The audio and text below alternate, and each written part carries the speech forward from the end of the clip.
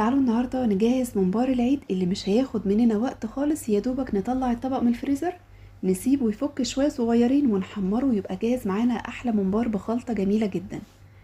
شايفين الرز مفلفل ازاي وحلو؟ تعالوا النهاردة نعمله من غير اي افتكاسات، هنعمله بوبس وهنعمله صغير. بس الاول اعملوا لايك للفيديو ومتابعة للصفحة، ويلا بينا نشوف الطريقة على طول